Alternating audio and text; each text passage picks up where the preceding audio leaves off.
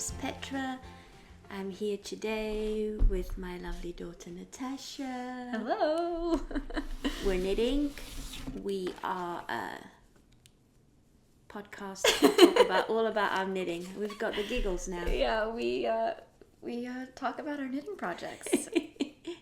So welcome to our new viewers, if we have any new viewers, and a really, really big welcome to our returning viewers. Thank you for being part of this lovely journey with us and creating such a lovely community. Yeah, it's fun to interact with you all over the world, and hopefully your knitting is bringing you joy this week, this month, this day, this hour. And for it's 2022. Yeah, so this is going to be, we've kind of done, it's been a recording weekend. This is the third segment we're recording in 2 days. So you saw our episode 24, that was talking about WIPs and finishing up our Advent and other Christmas knitting and some Christmas gifts. Then we did a Q&A with Anna, and this is going to be we talked about FOs and Christmas stuff. This is going to be WIPs, although we each have one FO to talk about. Actually, I have two. Oh, you do? And mostly WIPs that we're working on, and you have some details about what you are thinking of doing for 2022. Mm-hmm. So, let's get started. We'll just briefly touch on what you're wearing. Okay, yeah, I'm wearing the Isbre by Skeindeer, and I talk about it extensively in some earlier episodes. I think I finished this in February or March of 2021. It's knit with Holst supersoft yarn, and I've got another finished object that I made with Holst supersoft. I really, really love this yarn. I was joking with Natasha that I would like to have 10 cones of Holst supersoft in all different colors and just be challenged to just knit from those 10 cones and maybe mohair. I was laughing because we've been talking about how we want to use the things we have and go through all the stash, and you keep mentioning, but I could just buy 10 cones of Holst and just knit from that. And I'm just like, oh my God. So I think you can reward yourself with getting, maybe you do 5. Yeah. Oh, yeah. If you get through a certain point by, maybe June. With my knit bingo. Yeah, then you can order 5. And then if you get through a certain point by the end of the year, you can order another 5. That's a good idea. I'll You have to make room. I definitely have to make room. That's true. Yeah. And okay. And then you have to pick the colors. That's going to be hard. I know. Yeah. The whole super soft comes in a lot of colors. Yeah. A lot of colors, but it's so versatile. It works well for sweaters and hats, and you can hold it double for a thicker piece. So I get it. You can hold it with mohair, single or double. Yeah. I just really like it. Okay. Natasha. I was thinking about all the colors I wanted to order in knitting for olive when I was doing that stripy sweater. So I get it, but there's so many things to use too and try, so.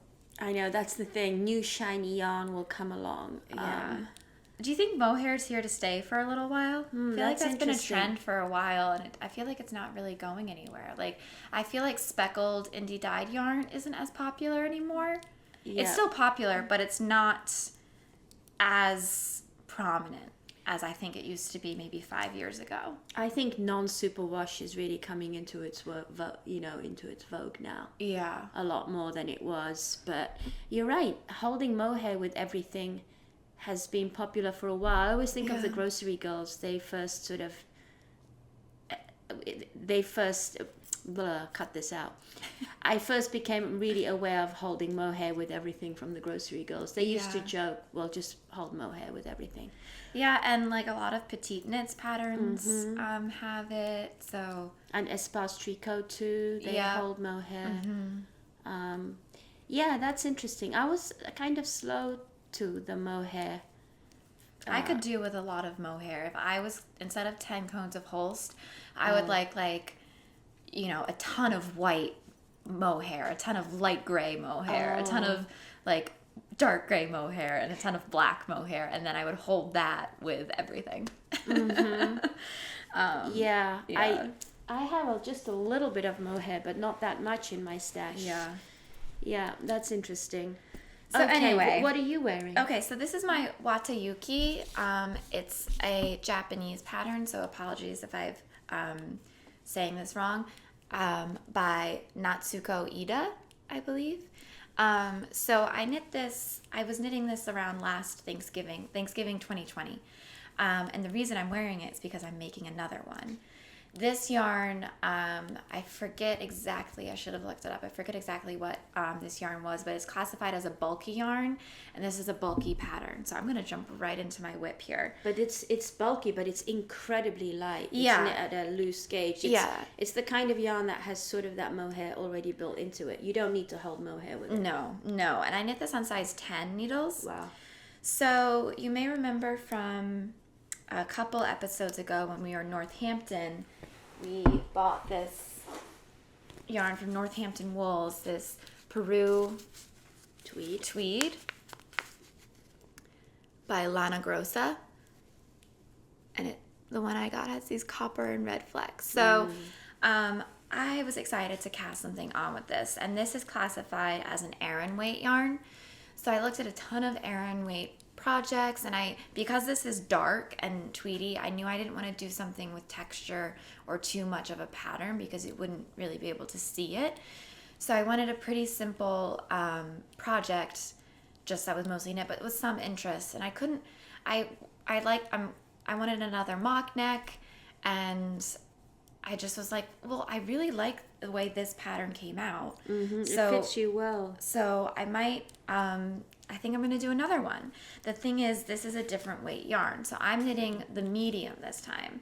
So this is, I will throw in a couple pictures because I use my barber pole tube to measure against this. So I cast on for the medium size, and it's a raglan shaping. So it was pretty easy for me to then measure against this sweater to, so I have stitch count actually my stitch count is close in between the medium and large for the sleeves, and then the medium for the body. And what's nice about this sweater, just a little bit of interest on the side, is doing these twisted, you twist a stitch and switch it over to be a purl from a knit. So it grows to the front on each side, kind of as a triangle. The pattern actually, the way it's written, has you split the hem here, and then have the hem longer in the back and the front, and it stops here. But I just kept it all together, and I'll probably do the same thing for that too. Sometimes I find that the split hems end up looking a little funky. I think they can kind of flare out a little, so I'm just keeping it as one band. And I accidentally wore this out to an Italian dinner. And red sauce and a white handmade shirt is like cause for disaster. And I got the tiniest amount of, I don't know if you can see it right here, of red sauce splash on there. And I put some I can see stain on it, and it has come out. But when I washed it again, I just noticed the sleeves got a little bigger with this most recent block. So I think that this was the third time I had washed it, just hand wash, cold water in the sink, and then laid flat to dry. But I don't remember the sleeves being this big the last time I was wearing it, so I must have stretched it out a little with this most recent block. But that's interesting. The stain mostly went away, so that's the struggle with the white. But so this one will be able to hide any spills. So there you go. Wear that out for pasta. Yeah. So one thing I want to say, Natasha, the ribbing is really interesting. Oh, it's a broken rib. Oh, okay. It's a really nice look. I like that. Yeah. So you might not be able to see it as much on the dark yarn, but so I have this much left of my second ball, and I will be probably about 5 or 6 inches down the body. And what I'm going to do, and I'm knitting this with size 8 needles instead of size 10 too. So I'm knitting a larger size on smaller needles with thinner yarn. And I did a little gauge swatch, and I was off by 1 whole stitch. Per 4 inches? Per 4 inches. Okay. So, that adds up when it's such a big gauge. Right, that does, because it's a big percentage. Yeah, right. So I had one more stitch per 4 inches on this yarn than I did on this yarn. So what was I saying? Oh yeah, so I'm gonna knit the rest of this on the body, and then what I'm actually gonna do is pick up for the neck. And someone I follow on Instagram, Park and Knit, she had done a story a couple weeks or months, or I don't know, in the last 6 months. I saw her working on a sweater, and she commented that she likes to do do the neckband before finishing the sleeves, because sleeve length can be affected by the neck. So like if the neck pulls things in a little bit, then right. So like I think that might help me get a more accurate sleeve length. So I think I'm going to pick up for the neck and do the neck, and then tackle if I want to do the sleeves or whatever. So I'm going to do a mock neck again. So that is, and this has been going quickly. I've only had this on the needles for like 4 or 5 days. I knit one whole ball in 2 days. Wow. So it's going quickly. I've cast on another project I was like, I'm gonna finish this in like a week, but that's not gonna be the case. Maybe 2. So that has been an easy knit, Relaxing knit. Yeah. So that's interesting. When I was looking at it, I didn't realize that that you pick up and you make the neckband. You don't start. Yeah, that changes pattern to pattern, and I think sometimes it's nice to start and you don't have to with the neck or collar, you don't have to go back. Yeah. But I also think there is something about it fitting. You can kind of customize it a little bit more sometimes when you go back. It depends gives on it a little, and also I think it does give it a little bit of structure. Yeah. Where it will hold its shape. Because there's probably. a seam. It will hold its shape probably a little bit better. Yeah. So Okay. that is the Watayuki. So I bought some of this yarn too, slightly different, and maybe I'll make myself a Watayuki as well. Yeah. An easy. Anyway, I'm not casting on anything for myself until it's my birthday. So okay, that's great, Natasha. What WIP would you like to talk about next? Well, I'm going to talk about an FO. Oh, I have one FO. Now I'll talk about my FOs after. Good call. We're a little scattered after being so organized in our last episodes, huh? That's right. Now we're a little unorganized. So, I had some leftover Holst. From this navy blue cone. This is still what I have left. Wow. And I had 2 50-gram balls of a color called crocus. And so I decided to make a little child sweater. And this is knit from Holst supersoft, but I held it double. Okay. And I was aiming for age 1 to 2, but it's far too big. Yeah. And so this is the Holst garn band. They come in 50-gram balls, but you can also get, and this is the last of the white one that I have. So these 2 are exactly what I used for this sweater. And when I started working on this child sweater, I actually ran out of the crocus. So the crocus is the light color? Is the main body, yeah. And you knit bottom up? I knit bottom up, and I started with the sleeves. I'll tell you about the pattern in a minute. Holding it double. And so I used 2 50-gram balls to get to about this point, and then I mulled it with the blue, which is called cloudberry. And then I used the white for the motif. And it's out of the book by Tincan Knits called Strange Brew, which you bought for me, I think, a year or so ago. And I love this book. Yeah. You can use it to make any colorwork sweater. Now that I've taken the time to actually read it, it's really great. So I knit this as a DK gauge. Okay. So they have patterns based on gauge fingering DK or worsted Aran. Okay. But what I think I should have done is I should have done it more like a worsted weight gauge. And maybe gone up a needle size, because it is quite dense.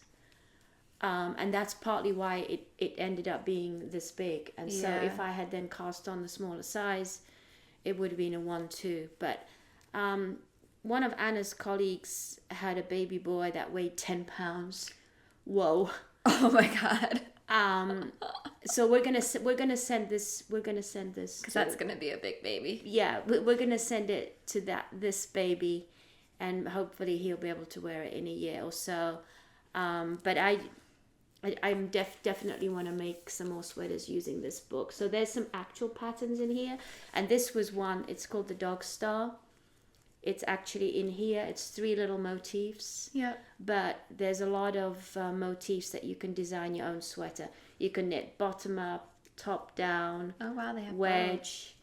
Both. Yeah. Cool. So I'm glad you're using it. Yeah, I really enjoyed that, and I definitely want to make a lot more children's sweater. The great thing about this, I finished this in 2 or 3 days. It was so much fun to do something so quickly. Have you blocked it? Yes, I have. Okay, I have blocked it. Looks and nice and even. It bloomed really nicely. Yeah. I did the sleeves on circular magic loop, but I think next time I'll do them on DPNs. Yeah. And my sleeve gauge is definitely different to the body gauge. That happens to me too. It's pretty dense. I wish I had used a size bigger needle. So that's a learning. That's why I want a lot more super soft, because I feel like I know better how to work with it. Yeah. Yeah. And also, this is held single, and I really like the lightness of that too. Mm-hmm. So that's my only WIP-o. This is my only finished object this episode. So I forgot to mention in last episode, I did finish Anna's sweater on Boxing Day on the 26th. Yes. And she has it. She immediately put it on and didn't take it off for like 2 days. So here's a picture of her wearing it, and she loves it. So that's great. And I think it came out well. And I just have this much left of the mohair I was using, and just this much left of the skein of the lace weight I was using. Wow, and I did that great. on purpose. I just knit till the end of that ball. So I think you got me 4 skeins of that. So I think I have 2 more skeins of this. That went a long way. That lace weight. I only used 2 skeins of that lace weight, and one, and I haven't weighed this, but like pretty much 2 for that. So, okay, well that's I nice. wanted to mention that before I forgot. Okay, so this hat I got this yarn at Webs, actually. So this is Elle DK Merino Superwash. And I made the classic ribbed hat by Purl Soho. And this is for my friend Sam. So I made the adult large, so it's a pretty big hat.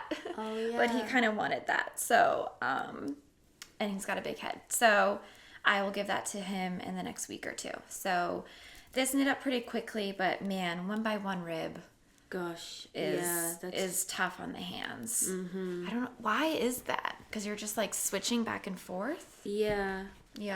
So I think so. Yeah, I would have struggled with this much 1 by 1 ribbing. You've got a little end here that it kept poking through. Yeah, but it feels nice. It blocked really nicely, Natasha. Very nice and even.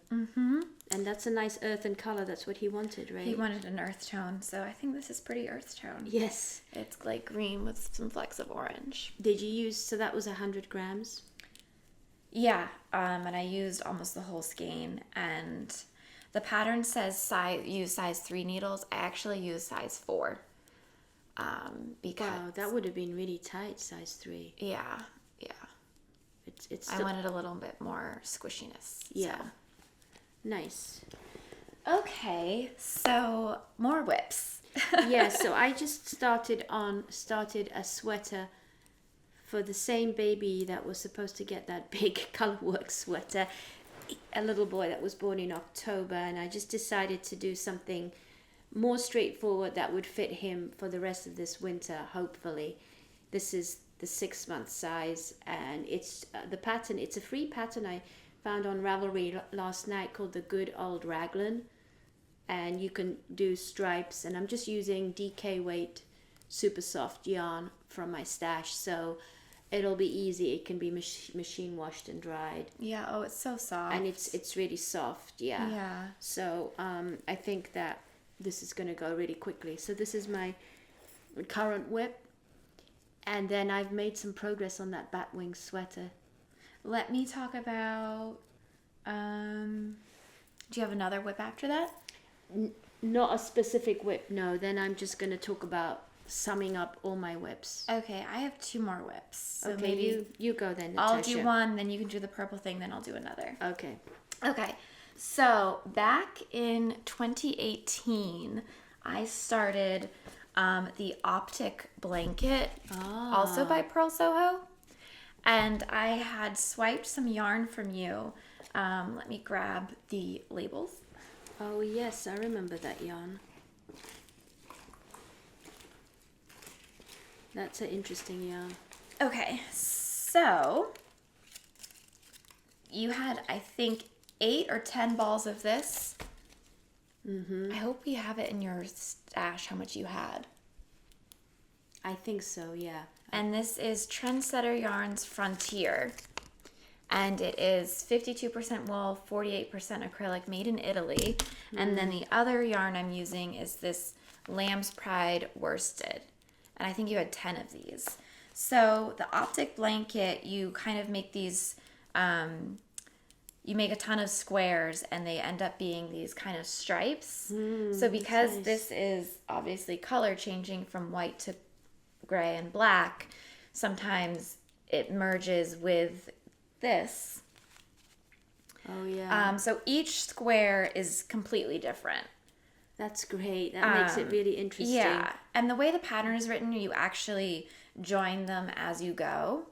But I have made 22 of these. No, this was I've made 23. Oh, I've made wow. 23. So Nice. this is the last ball I have of this. So I'm going to make one more, which will mean I have 24. And I'm going to lay out the 6x4 and see if I like that. Oh, 6x4. I'm not 5x5. Well, I'm not Okay. sure if I have enough to do 2 more squares with this. Oh, I think this see. might be enough for 1.5 more squares. I see. So if I like the 4x6, then I'll just go with it. If I think I want it more the 5x5, I'll use the rest of this and then just supplement some scrap yarn to finish off the center. In black, gray, or white. I'm sure I have some scrap yarn that I can hold double or whatever. Yeah. So, and then I have this skein and one more of this. So I'll have plenty of this to then join them all together. So what I'll do is I'll tack a post-it with the number on it, and maybe I'll insert a picture here of them laid out 4x6. Oh, yeah. So this will be nice. Yeah. Nice and warm, Natasha. So this was something I had done I had done a ton of squares, and then I've picked it up and put it back down and all that, but I'm kind of just like, I want it done now. I'm so close. Oh, yes, you are really close. And I'm not sure how I'll put it together yet, whether it'll be mattress stitch or with crochet. I'm kind of leaning towards mattress stitch. And not doing a border or anything. You could... I don't think I want to do a border. Okay. I think I'm fine with them just linking them all up. I think it's Yeah. going to be big enough. And if anything, maybe I'll do one Big border around. But I don't feel the need to do it in between each of the squares. Okay, that's great, Natasha. So I want to cast on, and these are knit outside in, and it's a free pattern. And you do this happens with like you slip 2 stitches, knit 1, then slip those 2 stitches over. Oh, okay. And that creates this decrease and this Nice slip. ridge. It looks like this slip stitch X in the middle there. Yeah. The back isn't as nice, but it's not bad. it's still fine. So I don't know. It'll probably be like a couch blanket or even like a picnic blanket. There you go. That's So- nice to get that finished and use up all that yarn. Yeah. Yeah. Okay. What do you want to talk about your kind of long term? Okay, so I've made some progress on the Batwing jacket. Not a huge amount, but just because it's been a little tricky. Things didn't match up. So I think it was still in pieces when I last talked about it when we were in Northampton. and I discovered that one of the fronts was a different size to the other one, which impacted the size that I made for the back. Yeah. So I then went back and I knit up the second front so that they were both at the same place, and then the next thing was joining the front and the back with a single crochet technique. So that was interesting because these were live stitches, and I could have done a 3 needle bind off, but I wanted to be sort of what's the word, in keeping with the pattern. I wanted to try to do it as much as possible. I'm just going to interrupt you for a second. So this is a WIP that we inherited. If you want to hear the full backstory, I'll put the episode below, just in case you're new. So my mom didn't actually start this. This came from someone that started it, I think, in the 80s. Yeah, in the 80s. And I just realized that I've got a hole in here where I didn't completely finish the seaming. So I'm glad I noticed it now, because I'll fix that. Okay, so the sleeves, the front and back, which would be here, are joined with the single crochet technique. One of them I had to do twice because it was a bit too loosey-goosey, wonky, yeah. So I think this is okay, and it will probably block out. So I did that, and then I discovered that there was some extra stitches left over here. And the pattern has you leave 4 stitches on a safety pin on each side, but it never references what you do with those stitches, and they would have been here. It's not a very clearly written pattern at all. So I just cast them off, and then you knit this little band that you stitch on for the back neck, and so I've done that. Yeah. So I basically did some fudging here, and I need to just seam this part. And then Natasha's going to take it back to the lady who it's for, because I think it could really benefit with trying on. I tried it on, and these sleeves are actually pretty short. Yeah. But now I'm wondering if maybe we should block it, if it would stretch out. So the next phase. Oh, and I did also finish off the pockets. One pocket is pretty good. The other one not so good. But again, it doesn't lie flat. But I think again it will benefit from a really good soak. Yeah. And some blocking. So the things that are remaining now are edges for the sleeve. You pick up and you knit 3 rows. You do a purl row for turning under and knit a few more 3 more rows, and then you do this also. And edging all the way around, starting from the bottom all the way around. Yeah. Even the back neck. And then the underarms are seamed. But I'm going to send it. Natasha's going up to visit her friend whose stepmother this is for, so that she can try it on and get an idea of if she would even wear it before going to the next finishing. So it's really just finishing now. All the major knitting has been done. So we'll see. I mean, a lot of work has gone into that, Mom, so you should be proud of that accomplishment. At least it's in a stage where it can be tried on. But now that I'm thinking about it, a block might not be a bad idea. Anyway, I'll stitch. I'm glad I noticed that hole right now. I didn't notice it when I was seaming before. Yeah. Okay, so I have one more WIP. So after we recorded our FO finishing up Christmas Advent knitting episode, and I showed off some of my Christmas presents, I wanted to use a bunch of these Christmas presents. So nice. I really wanted to do a colorwork hat with the set of mini skeins my dad got me they're the gray sheep co, and he bought them from the Woolly Thistle. And I didn't say this last time, but there's cute little sayings on these tags. So this one says every knit has a story, and then the other tag I noticed said life is short, knit well.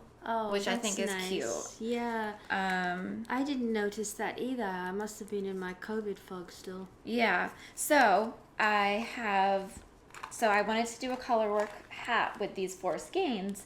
And I was like, hey, maybe I should do something from this book I got.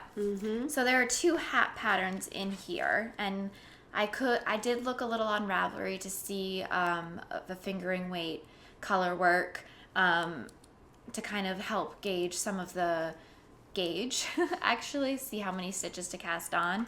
So the 2 hats that are in here, one is called the slouchy beanie, and basically the way this book is written, you can switch in different motifs that you want. So this is the slouchy beanie, and then here's a picture of someone wearing it.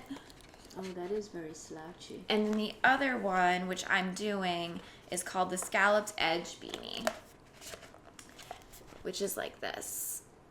So I cast, and the way this is written, actually, you knit about 6 centimeters, and then you do a row of knit 2 together, yarn over, and then that is the row that will be, those 6 centimeters will flip under. So around the ear there, it's double knit. So I was like, well, 2 layers, you mean? Around the ears, it's 2 layers. Well, yeah, 2 layers of knit. So I was like, well, I don't want to use, I only have a little bit of this. So I didn't want to waste 3/4 or most of one color on the inside. So I was like, hey, I have this Tibetan yak that I also got for Christmas from my brother-in-law that's incredibly soft. So I decided to use this for that inside, and then switch to the gray sheep. So there's been a bit of a struggle with the sizing. You can tell by this picture, it's kind of positive ease. You can see it's kind of big here around her head. And there's 3 sizes. There's a 4 to 6 years, an 8 to 10 years, and an adult. It's just strange sizing. So I cast on for the adult, and I got through maybe 4 centimeters, put it on the barber pole, and it was just huge. So I ripped it out and then cast on for the medium, which is the 8 to 10. And then I got... Age 8 to 10. Oh, yeah, age 8 to 10. And then I panicked. I was like, because my gauge is pretty close. So then I panicked that it's going to be too small. So then I increased right before I did the scalloped edge. And then I've done 1 motif. You can see. Really lovely, Natasha. And then after that 1 motif, I put it on the barber pole again, and it was kind of big, so I've decreased. This hat's gonna be so wonky. I hope it works out. It's only a 12 stitch difference, so I think it will help pull in a little bit. It's gonna, this is actually what the edge of the hat's gonna look like. This gray bit, which is nice. So this gray bit is all gonna fold in and be on the inside. So this was my first motif, and I'm trying to figure out the next motif I'm going to do, but I am going to use the burgundy next. So the next is going to be with the light gray and the burgundy. So I've done a row of 1 by 1, and then I did 2 rows of the turquoise, the motif, then 2 rows of the turquoise, and then another 1 by 1, and then 2 rows of the light gray. So it's a bit of an experiment, but I'm using 3 Christmas gift things, which is nice. And you're picking your motifs as you go along. Yeah, I was too impatient to plan it out. And then you can just see what goes with what, which is So the next one, kind of nice. I'm leaning towards doing something like plant looking, whether it be a leaf or like a tree type thing. I'm leaning towards that. And then after that, I do that motif, I will figure out about how much more I need to do before I decrease, whether that I do like 1 or 2 more motifs. So there will be a little bit of figuring it out as I go. But I think you can see here, I think it's working. Oh yeah, it looks really cute. And that book and The Strange Brew are really complementary, because there's a lot of motifs in The Strange Brew, but they're more sort of the classic colorwork motifs, whereas in Natasha's book, there's a wide range. There's some kind of funky non-traditional things like scissors and Yeah, so acorns and animals. and in this book, the alternate book, for each of the motifs at the bottom, how can I show this? Just show it from the back here. Back down here, they have the number of stitches. Yeah, which is really So great. it tells you how many, what divisible by. Yeah, and it's similar. It's similar in the Strange Brew. Oh, yeah. So, like, the hat pattern told me for size, the second size, it says choose a repeat that is 4, 6, 12, or 22. With the larger size I had the choice of 4, 6, 8, 9, 12, 16, or 18 stitches. So I'm limited to a set of 4 for this size. So it changes based on your stitch count which motifs you can easily do. I'm sure you could adapt it if you wanted, but I'm already doing so much adapting. I don't need to adapt. And there's plenty of choices for each of those numbers. So not struggling to choose a motif. If anything, there's too many options. So do you think you would ever want to design your own all-over colorwork sweater like a la Marie Wallen with your own? Yeah, and I think I should probably take some learnings? patience to plan out the motifs for that one if I were to do it. And I would recommend you use this book. So actually one of you lovely viewers did say that using Strange Brew as a guide for an all-over colorwork sweater is a good idea. And then understanding what stitch count motifs to use as you're increasing or decreasing for the yoke, and using one plain color when you're doing the decreases or increases. Yep. Or 2 plain colors, actually, rows. It makes life a little bit easier. Yeah, so I need to finish Anna's Primrose. That's on one of my knit bingos. And then with all the leftover yarn, I want all that leftover yarn, Natasha, that you have from your Primrose. But what if I want to use some of it? I want to make myself a colorwork sweater. I've talked about that before. Maybe not all over colorwork. I don't know. There's too much. My wish list for my knitting is way too long. Yes. Do you want to talk about this knit bingo that we've teased about a dozen times? Yes. So let me cue that up. Oh, first of all, just a quick look at the old raglan pattern, which is free on Ravelry. Highly recommend for small size raglans. And first of all, I'm just going to show you how far I got with my knit bingo for 2021. Okay. I made one. I should see how far I came. Oh yeah, I sort of forced you to make one. So you can see the blue is what I finished and the white is what I didn't finish. So I did get one bingo. Yeah.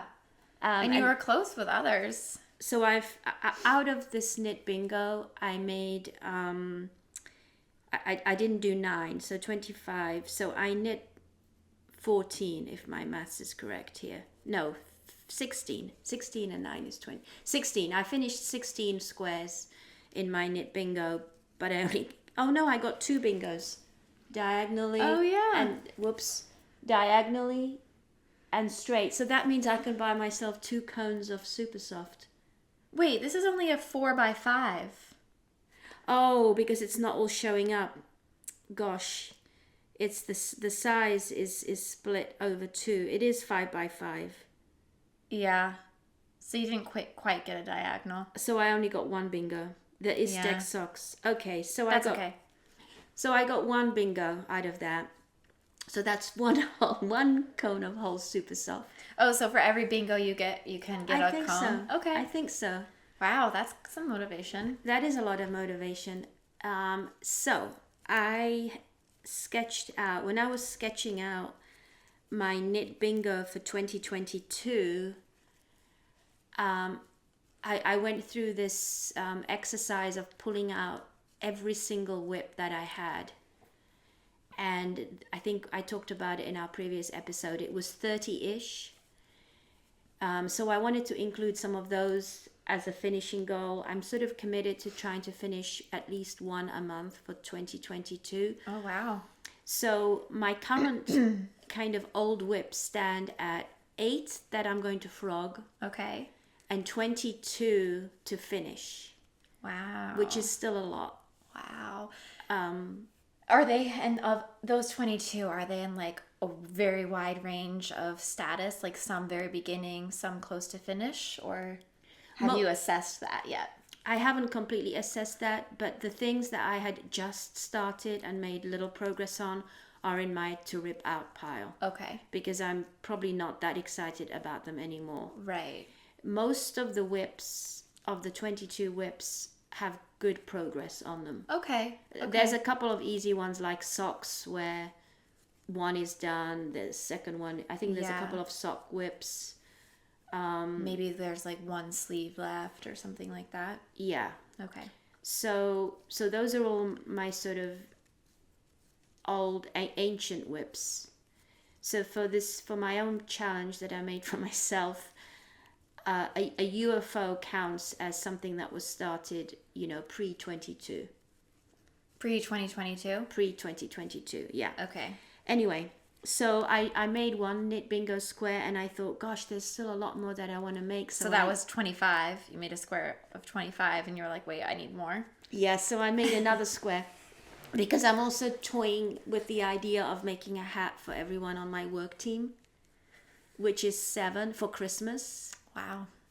I was going to make them socks, but I thought, you know what, And you have to ask the sizing and... that would be too long. So that's in my knit bingo. So here's my 2 knit bingos, and I know you can't read that. 2 knit bingos for 2022. So you've already finished some stuff? No, the ones I've highlighted in yellow are my purple, sorry. I don't know why I said yellow. There's nothing yellow anywhere. But yellow is complementary to purple, isn't it? It is, yeah. I highlighted my make 9, I decided. Oh, okay. Within here are 9 things that I want to make for me. Wow. And but that 9 things that you want to make for you, is there crossover with WIPs you're finishing? Because I imagine some of those 22 WIPs are for you, right? Yeah. There's one crossover. I have one UFO that I'm counting, and then one I'm counting as old stash. Okay. So the other thing is I want to go through some of my old yarn, and if it's not giving me joy anymore, I don't think I want to use it in a project, then I'm going to de-stash it or give it away. So the things that I'm really excited about making for me is I want to make myself a Felix pullover, and I've ordered some shelter yarn with a gift certificate that I got for my birthday last year that I never used from the yarnery. So I'm excited. That'll be my birthday cast on. And then the other thing that I'm really excited about trying this year is knitting with the unplied yarn, the roving, like Platulopi or Nutiden. So I'm allowing myself that purchase, Icelandic yarn and maybe Nutiden. I became a Patreon so that I could hear when they have the yarn available. Melody from Mandarins, she's got a lovely podcast. She designed a really great, beautiful sweater that came out last year called the Wild Posy. Okay. That I really want to make with Platulopi. So, yeah, that'll be my big yarn purchase, I think, is the unspun roving. And if I'm sure there will be other purchases in there. Yeah, I'm not saying I'm not going on a stash diet, but a yarn diet, but I definitely want to use my stash. So that's what I'm really excited about. And then I have some Irish tweed yarn that I bought probably in 2016 that I want to make into an Irish fisherman type sweater. So I enjoyed this exercise of just writing out all the kind of knitting that I'm really excited to try and do this year. I'm sure that there'll be new shiny things that'll come along that I'm not even thinking about. But my bingos are a good combination of UFOs, new things for me, gift knitting, and using old stash. There you go. And I'll share. Natasha I'll send you a screenshot and you can just insert it here. if any of you are interested, and if it might inspire you to challenge yourself or give you some ideas for your ever-growing cues like mine is. Yeah, I mean, you said it was helpful to get it out of your head, right? So it was written down. Yeah. So I might jot a few things down too. Yeah, would you be like... I just have to put my needles down to write it down. And you don't want to waste that knitting time in these exercises. But yeah, I do enjoy capturing that. And then each month I kind of write out, I've got a little notebook, what my 5 focus projects will be. I try to just have 5 projects on my radar, and that's all. That's enough. And it's a combination of, something easy versus something more complicated. Right. So that I have some knitting for every mood. Yeah, I like having knitting for every mood too. Yeah. So I think those are all my thoughts and current things. So for the rest of January, I've got quite a bit of baby and gift knitting, and finishing up until my birthday cast on, which will be the Felix sweater. Nice. Yeah. Oh, and then I really want to make a sweater out of this yarn too. The one that Natasha's. So I've got the 3 next sweaters for myself pretty much worked out already. Wow. Yeah. Okay. So I have no idea how long this is going to be because we paused a couple times, but next one in anywhere from 2 to 4 weeks. Yes. We'll be back to our regularly scheduled programming. We'll do WIPs and FOs in one episode. But there was a lot of content to cover, so we broke it up. So hope you enjoyed this. The nice thing is that I think hopefully if this all worked out, hopefully we've done 3 episodes in about 3 weeks. So. Yeah, and then we'll get together in February. Yeah, and we'll have some updates on our new projects, and hopefully I'll have an FO finished. One of my old FOs finished. Yeah, and I'll have some things frogged. Alrighty, thank you so much for watching. Please like, subscribe, comment. We read all your comments. We really enjoy them. And tag us on Instagram with your finished objects. We love seeing what you're knitting on too. So happy knitting. Happy knitting. Bye.